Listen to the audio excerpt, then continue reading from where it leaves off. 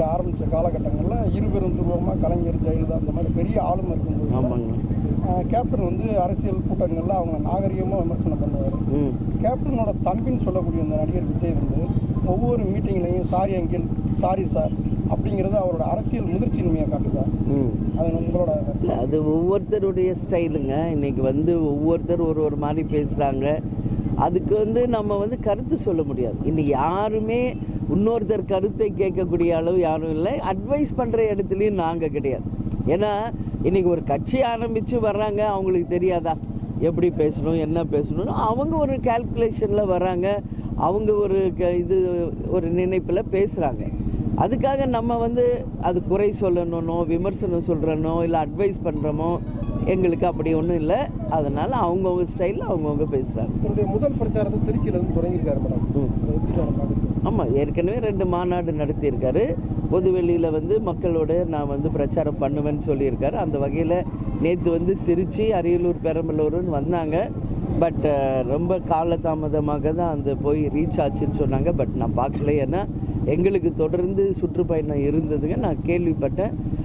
ஆரம்பிச்சிருக்காரு, வாழ்த்துக்கள்ங்க. பார்ப்போம், பொறுத்திருந்து பார்ப்போம். கட்சிக்கு இல்லாத நிபந்தனை அப்படி கிடையாது. அது உங்களுக்கு இப்போ தெரியுது.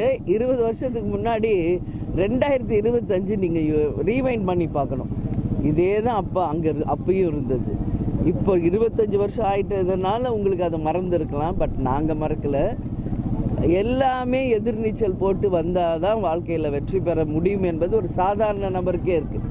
அப்படி இருக்கிறப்ப இது ஒரு அரசியல் கட்சி, பெரிய ஆளுமைகள் ஆல்ரெடி ஆட்சி செய்த ஒரு பூமி. அப்படி இருக்கும்போது புதிதாக வருபவர்களுக்கு பல்வேறு விதமான சேலஞ்சஸ், சவால்கள் எல்லாமே இருக்கும். எதிர்நீச்சல் போட்டு ஜெயிச்சவர் தான் நம்ம கேப்டன். அதுக்கு ஒரே எக்ஸாம்பிள் கேப்டன். அது திரைத்துறையாக இருந்தாலும் சரி, அரசியலாக இருந்தாலும் சரி, சவால்களை முறியடித்து வெற்றி பெறும்போது தான் அது மக்களால் அங்கீகரிக்கப்படும். இல்லை மேடம், அதே தான் திரைத்துறையிலிருந்து கேப்டன் வரும்போது 20 வருஷத்துக்கு முன்னாடி இதே மாதிரி தான் கடுமையான நிபந்தனைக்கு அப்புறம் தான் அவர் வந்தார். ஆமாங்க. அதே மாதிரி இப்போ விஜயும் திரைத்துறையில தான் வந்திருக்காரு. அது மாதிரி புதுசாக திரைத்துறையிலிருந்து வரும்போது அவங்களுக்கு மட்டும் இவ்வளோ பெரிய நெருக்கடி கொடுக்க வேண்டிய அவசியம் இல்லை. திரை உலகிலிருந்து வரும்போது பிரபல்யம்.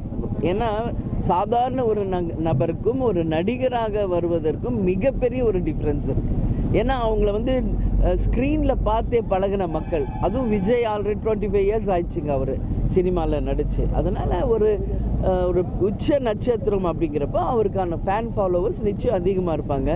பட் எங்களுக்கு வந்து இதெல்லாம் ரொம்ப எங்களுக்கு கேஷுவலாக இருக்குது. ஏன்னா நாங்கள்லாம் கேப்டன் கூடயே வளர்ந்தவங்க, கேப்டனையே பார்த்து வந்தவங்க. அதனால் எங்களுக்கு இது ஒன்றும் பெருசாக தெரியல. இது யூஸ்வலாக தான் எங்களுக்கு தெரியுது. அது அவங்க எப்படி கொண்டு போகிறாங்க என்பது தான் பொறுத்து இருந்து பார்க்கணும்.